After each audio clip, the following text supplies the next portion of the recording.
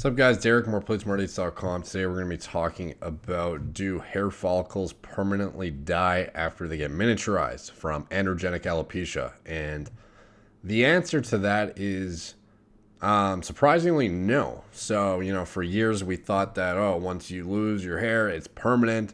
Those hair follicles are completely dead. There's no, reviving them. And it does not seem to be the case. It seems like many anecdotal examples, as well as in a clinical setting, have shown that, especially through hormone therapy, hair loss prevention is pretty much expected. Maybe not like full reversal in somebody who has a, like a diffuse thin, like Norwood 5-6 back to like dense Norwood 0, but a significant amount of recovery has been noted in many individuals, especially anecdotally in the hair loss prevention community.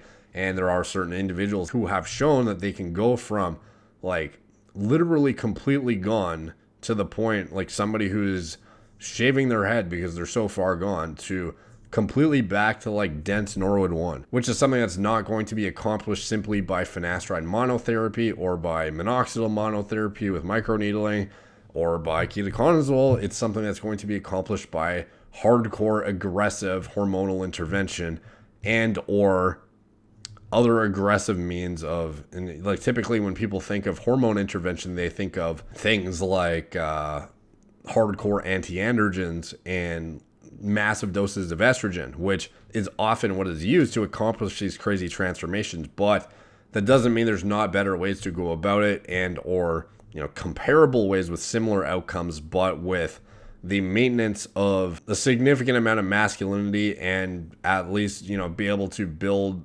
muscle mass and maintain a masculine profile in general, rather than just nuking your bone mineral density and nuking your muscle, nuking your everything to do with being a man in order to get your hair back. And the way to go about this, rather than using high doses of like CPA with estrogen or something like that, there are ways to go about it that would require the intervention with more tissue selective anabolic agents that would support the maintenance and building on top of contractile tissue while still reducing the androgenic load on your body. So by reducing the androgenicity in your body and supporting a balance of anabolic relative to estrogen with a relative absence of androgenicity, you can support this significant regrowth while maintaining a fairly anabolic dominant environment in the body. And it's not something that is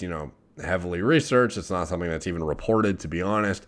And honestly, it's kind of beyond the scope of this video. I kind of delve into that, into other stuff, but just the point is it's possible that hair follicles can be, you can get good hair growth from stuff that was previously looks like a dead zone on the head. And that whether you go about that with, traditional like aggressive anti-androgens and estrogen, or you go about it with a more progressive way or a more, I guess, experimental way. Not that any of this stuff isn't experimental at the end of the day. That is a tried and true way that some people are doing it with really aggressive loss, and it has shown to work multiple times anecdotally with people going from like nearly completely bald to really good heads of hair that you would think have never experienced hair loss in their lives. And it's clearly, at the end of the day, this is not something that's permanent. This is something that can be reversed to a significant extent, even in individuals who are very far gone, and further research is warranted to elucidate more well-tolerated and